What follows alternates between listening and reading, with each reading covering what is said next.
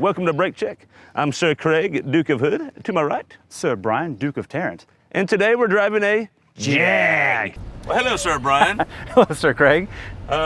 This Jag we're in, what kind of Jag is it? This Jag is an F-Type. 2017 Jag F-Type. 2017 Jag F-Type.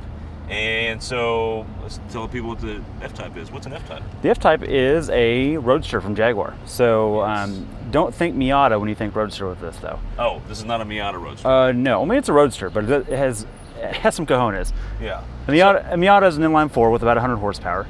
This is a V6 with a supercharger. Not the same thing. And when did the F-Type come out? 2013. 2013 is the F-Type came out. And who brought us this F-Type?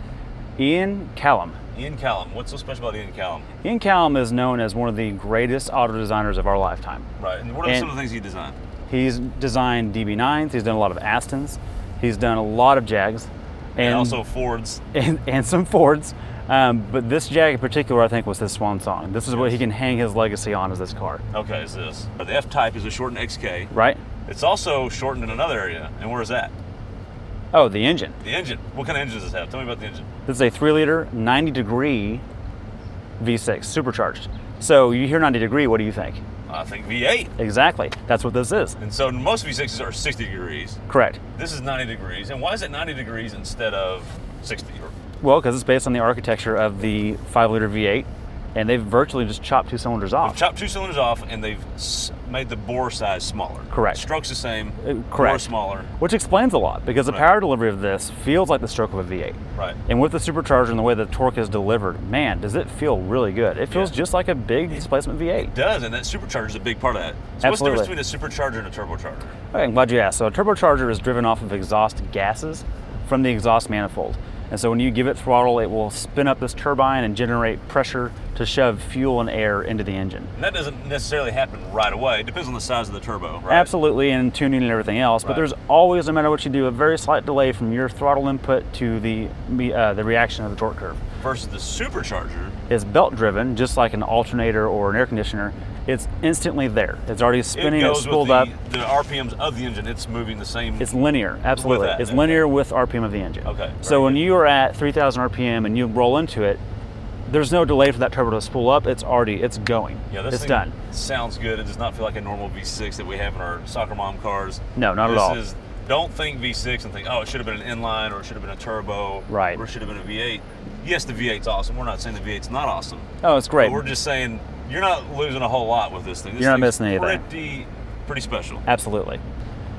Can we talk exterior? Yes, let's do that. What's your favorite part? Okay, my favorite part, there's a lot about this. This thing looks good. It looks really good. Yeah. This thing looks like $1 million, okay? Yeah, I know. This is the, it looks good. Yeah. So, let me put it this way. I have not met a single person that didn't like the way this car looked. Exactly. Here's the other thing I'll say about this. This thing attracts attention. Absolutely. We have gone to a gas station. We've just parked just to set this thing up. Yep. We had security at a church come and mess with us. We're getting a lot of attention. Yeah. People walking around today, it's COVID's not about. People aren't about walking, right?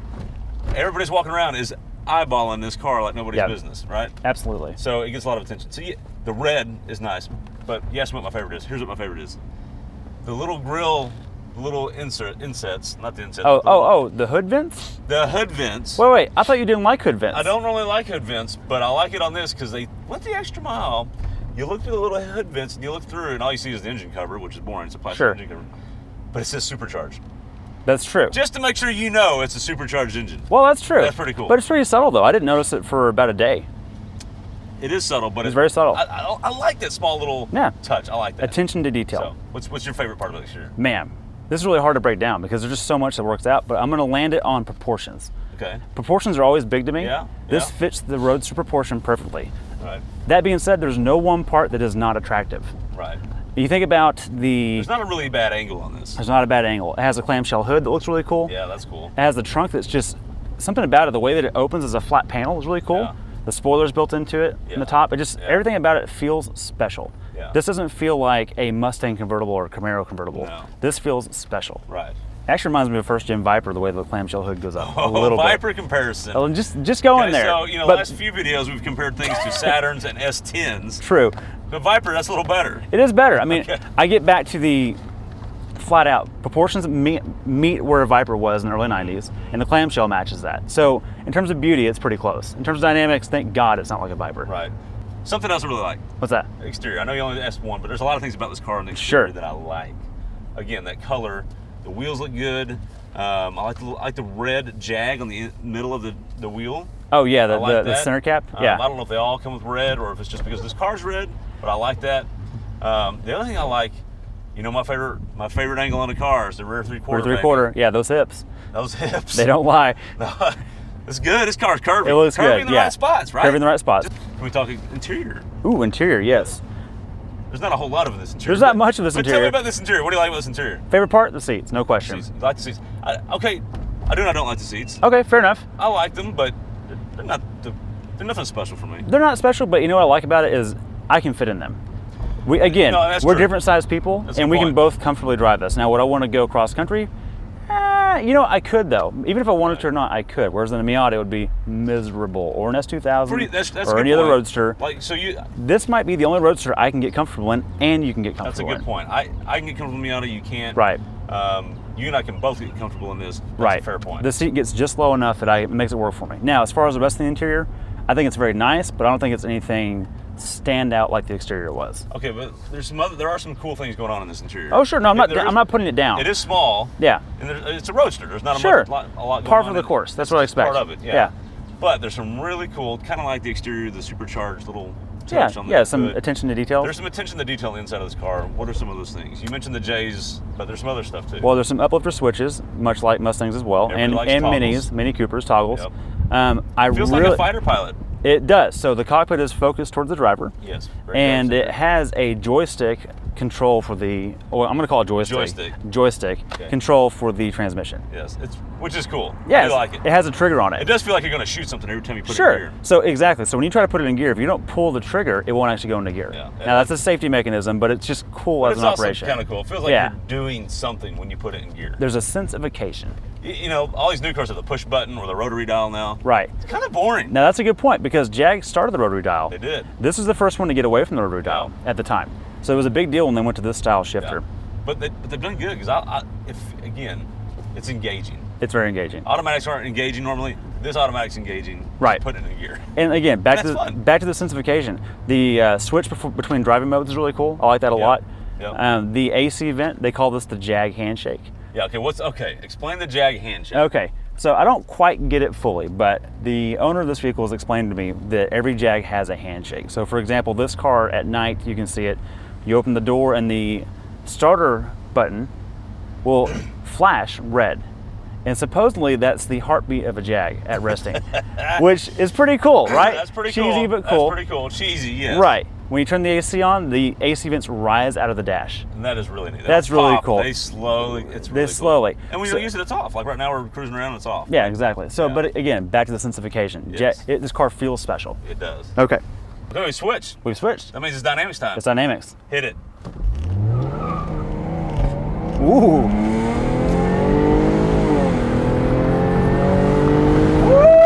Yeah, supercharger one. Sounds good. Yes. Okay. Love it. That was an assault of these senses. Yes. I spoke to the owner of this car, and one of the things he loved the most about it was that it was red and it was loud, and that it just felt special. And I think he's completely right about this. He's right. Yeah, he's absolutely right. Doubt. It's doing that with the top down. You hear the blower up front, and you hear the exhaust out back, and it's quick. It's fast. It's fast. So what does quick mean? Hang on.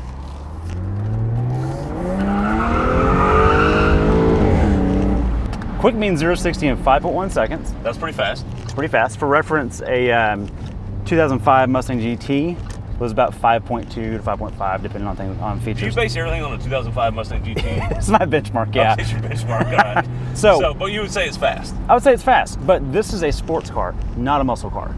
So outline straight line performance is not as high priority as other dynamics are. Yeah, this is a roadster. It's a roadster. It's a roadster, It's a roadster. You're supposed to cruise, which means it needs to be quick. Right, which it is. It needs to look good. It needs to sound good. Yes. And it just needs to be fun. It's got that covered. It's got that covered. Absolutely. Also dynamically, so turn in, handling, this car's supposed to handle good. And it does handle good. It handles really good. The steering is great. Way better than the aforementioned Mustang we just referenced. Way better.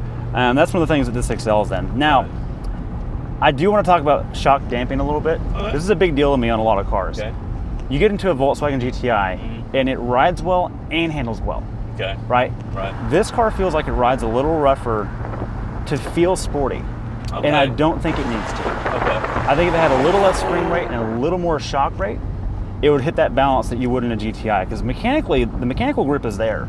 Right. So I don't think it's gaining anything by riding worse. It's one of those cases where... Other than feeling sportier. Sure, if people assume to feel sporty has to ride rough, I don't think it has to be stiff. Right. Now, this doesn't ride horribly. I'm not saying that. No, it doesn't ride bad. But it doesn't beat you up. It doesn't beat you up, no. Right. But I think they've erred on the side of riding sporty instead of riding right. Right. And that's okay. But just if I had a choice, I would adjust that. So drive modes, there's two different ways to control it. You can mess with this toggle switch to the left of the shifter and go from snow to regular or dynamic. Snow mode?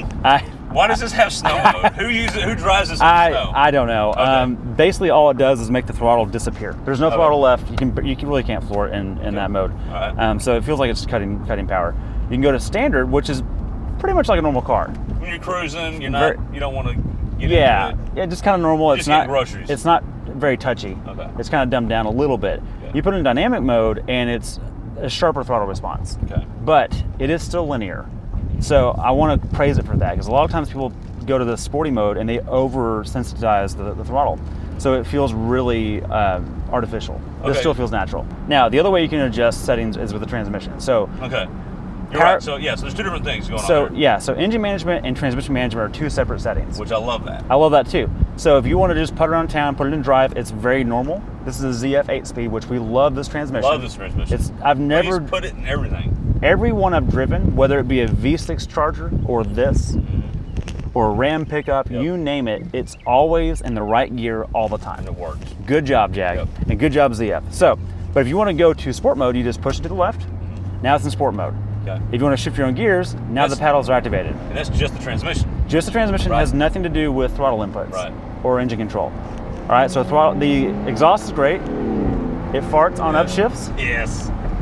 When you have a Jag, there's apparently you can do more, or you're allowed to do more. What does that mean? What do you mean? Means I think it means you can kind of, it's an excuse for everything, or am I wrong? Oh yeah, you can park in handicap spots. You don't need a handicap sticker. You don't need a handicap sticker. You just park there. You just park there. Does that mean, versus like an Audi, they think you're I want to say, not a nice word here, Sure. but Jag, British kind of maybe knows what he's doing. You know, if you're in a Jag, you're a bloke. Yes. If you're in an Audi, you're a dude. You're a dude. What if you're in a Corvette? You're old. You're old. Okay. Okay. We love all those cars. We covered it. They're great. But yes, so we got a lot of attention in this car, and we jokingly said if we were in a Vet around here where we're at. Hear that supercharger? The brakes are really good.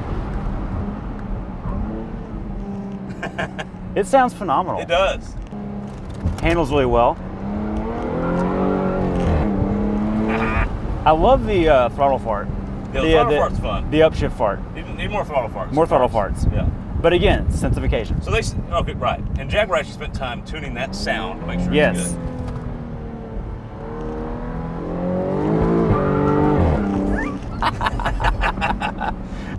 Okay, you know what time it is. Hipster score. Hipster score. Ready? 3, 2, 1, 5. Whoa! We're pretty close. You're starting to learn. Well, I don't know about that. Okay, so you may have figured out what a hipster is, so I'm curious to see why you gave it a 5. I give it a 5 because it's a little bit too expensive to be a hip hipster car. Okay, I get what you're saying. I'm saying that because this is about 70 grand new. Okay. Which is a lot of money. No, fair point. Right. Why do you give it less? I think I give it a 4, a little bit less. I'm just kind of thinking of things that give hipster points. Hipster points. It helps that it's not a truck. Sure. But you can't go camping in this. Baseline with this thing, you can't go camping, you can't go off road, you can't save the environment. It doesn't give you gas mileage. It doesn't get bad mileage, but it's not particularly efficient. Red, loud sports car. It's a little too ostentatious for that. Which hipsters don't really like. Yeah. But it's a car.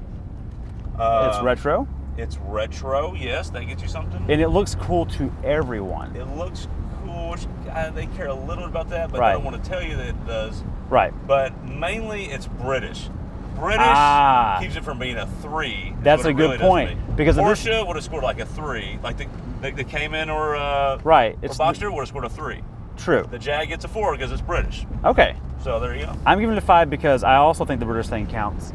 And I Okay. think it's just so cool to so many people that it brings, a lot of people are attracted to this car in a positive way. Whereas like a Corvette, it's kind of like, oh, you got to wear your jean shorts, you got to be an old man, or the stereotypes that go with that. Those stereotypes don't exist here. Right.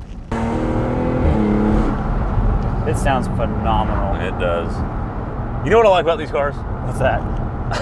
I like it that I feel like it's a big middle finger to the conservative establishment. I don't mean Republicans. I'm not making this political. No, I mean these stiff upper lip people who think you're not allowed to do things. You're supposed to go from point A to point B in an appliance, and you can't have fun. People just don't get it. They don't get it. This car is about fun, about feeling special and having a good time. It's really good at that. And what's wrong with it? You're allowed to do that, and this car allows you to do it. Look, some people like to go hit balls with sticks. It's called golf and spend a bunch of money. Right. Some people like to drive cars and go fast and have fun. Yeah. It doesn't mean that you're trying to ruin someone's day because you're in a convertible that's red and noisy. Right. But how many people have looked at us and some have been like, oh, that's a cool car, and some have glared a little bit. Yes. They hear an exhaust pop and they're like, look at those damn kids. Like, that keeps happening.